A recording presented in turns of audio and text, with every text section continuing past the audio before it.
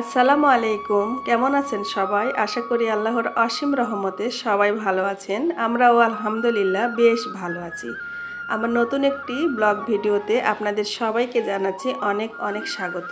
আজকের ভিডিওটি আমি ব্যবসা ও সংসারের কাজকর্ম দিয়ে সাজিয়েছি বন্ধুরা। আপনারা স্কিপ না করে দেখতে থাকুন, আশা করি আপনাদের কাছে ভালো লাগবে। আর ভালো লাগলে একটি লাইক দিয়ে দেখার অনুরোধ জানাচ্ছি। আর একটু বেশি ভালো লাগলে চ্যানেলটি সাবস্ক্রাইব করে পাশে থাকার অনুরোধ জানাচ্ছি। দুপুরে খাওয়া দাওয়া করেছি, রেস্ট না নিয়েই কাপড় কাটতে বসে গেলাম। এই কাপড়গুলো তো আমার অর্ডারই অবশ্যই। এই মাল্টি কালার ড্রেসের ওড়নাগুলো আমি কয়েকদিন আগে ছেড়ে দিয়েছি ফিল্ডে, আর সেটা আপনাদের কাছে শেয়ারও করেছি। আর আজকে বসে গেছি জামাগুলো নিয়ে, জামাগুলো কেটে রাখছি। এরপরে আমি মেশিনে জোড়া দিয়ে নিব। মেশিনের কাজ শেষ করে এগুলো আমি ছাপাবো, তারপর আবার ফিল্ডে চলে যাবে। আর ফিল্ড থেকে আসার পরে এগুলো কিন্তু কাটওয়ার্কের কাজ হবে, তারপরে ডেলিভারির জন্য প্রস্তুত হবে। আজকে মিনহাজুল স্কুলে যায়নি, আর বড় ছেলেরও আজকে পরীক্ষা নাই, তাই ভাবলাম যে আজকে সারা বিকালটা কাজে লাগাই। আর ওর ভাইয়েরা বাসায় থাকলে মুনতাহা ওর ভাইদের পিছনে থাকে। তো আমি কাপড়গুলো কেটে মেশিনে জোড়া দিয়ে নিব, আর তারপরে রাতে এগুলো ছাপিয়ে নিব। আমার এই ব্যবসার অনেক কাজই আমার দুই ছেলের হেল্প লাগে, আর তাছাড়া ছেলের বাবার তো হেল্প লাগেই। আমি একা এত কাজ সামলাতে পারি না। এখন এই যে টাক দিচ্ছি মাপ দিয়ে দিয়ে, আর এক ছেলের হেল্প নিয়ে আমি কাপড়গুলো কেটে নেব, আর তারপর মেশিনে জোড়া দিব। আর রাতে ওর বাবা ফেরার পরে যদি ওর বাবাকে বলবো যে সাথে একটু ছাপানোর জন্য, যদি রাত্রে না পারে তাহলে ভোরে দুজনে মিলে একসাথে কাপড়গুলো ছাপিয়ে নেব। সংসারে প্রত্যেকটা কাজ যদি আমরা মিলেমিশে করি তাহলে সেই কাজের বরকতও হয়, আবার আনন্দেও করা হয়, আর খাটুনিটাও কম হয়। তো আমরা সবাই মিলে একসাথেই কাজ করি। আমাকে আমার বাচ্চারা, আমার হাজব্যান্ড খুবই হেল্প করে এই কাজে। অনেক আপুরা আমাকে কমেন্টস করেন যে তারা এই কাজগুলো করতে চান, কিন্তু পরিবার থেকে কেউ সাপোর্ট করে না। হাজব্যান্ড যদি সাপোর্ট না করে, পরিবারের মানুষজন যদি আপনাকে হেল্প না করে, তাহলে আপনি এই কাজটা কখনোই করতে পারবেন না। এই কাজ কেন, কোনো ধরনের কাজই আপনি করতে পারবেন না। আপনি কিছু করতে চাইলে প্রথমে আপনার পরিবারের সহযোগিতা লাগবে। আলহামদুলিল্লাহ, এই কাজটি করে আমি আমার ফ্যামিলির অনেক টুকিটাকি খরচ চালাতে পারি, নিজের হাত খরচও চালাতে পারি, বাচ্চাদেরকে ইচ্ছা করলে কিছু কিনে দিতে পারি। আর আপনাদের সহযোগিতার সাহস তো আছে। আপনারা যারা সুন্দর সুন্দর কমেন্টস করেন আমাকে, আপনাদের সুন্দর সুন্দর কমেন্টস পড়ে আমি খুবই উৎসাহিত হই কাজের। এত সুন্দর সুন্দর কমেন্টস করার জন্য অনেক অনেক ধন্যবাদ।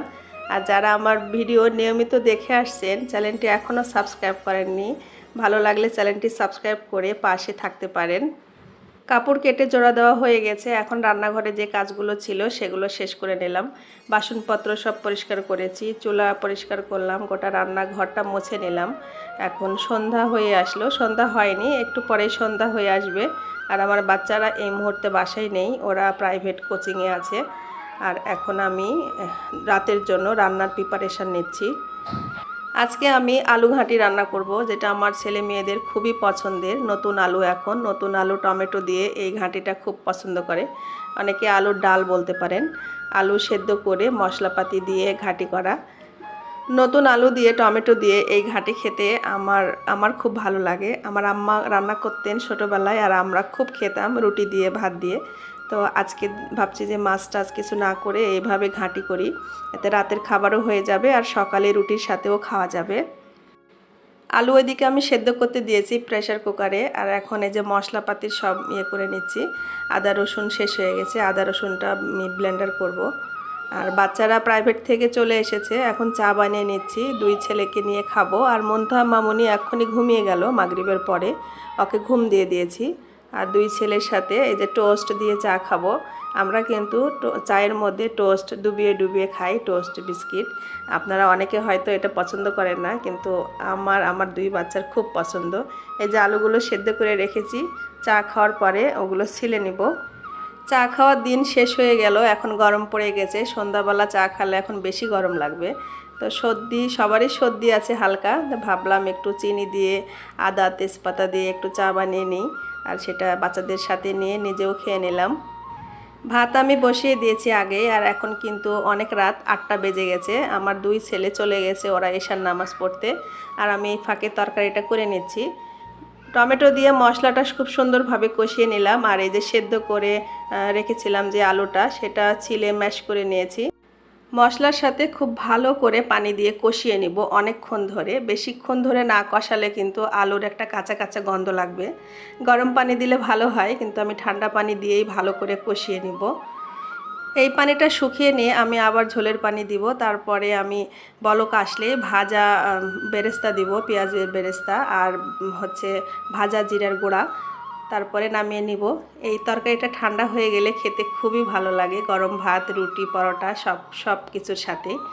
তো আপনারা কমেন্টস করে জানাবেন কার কাছে কেমন লাগলো, কে কীভাবে রান্না করেন আলুর তরকারিটা। আমরা তো এইভাবে খেতে খুবই পছন্দ করি।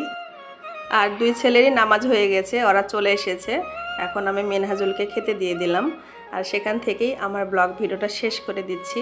আশা করি আপনাদের কাছে ভালো লেগেছে, আর ভালো লাগলে চ্যানেলটি সাবস্ক্রাইব করে পাশে থাকার অনুরোধ জানাচ্ছি। আর পরবর্তী ভিডিও দেখার আমন্ত্রণ জানিয়ে আজকে এখানে শেষ করছি। সবাই ভালো থাকবেন, আমাদের জন্য দোয়া করবেন। আল্লাহ হাফেজ, আসসালামু আলাইকুম।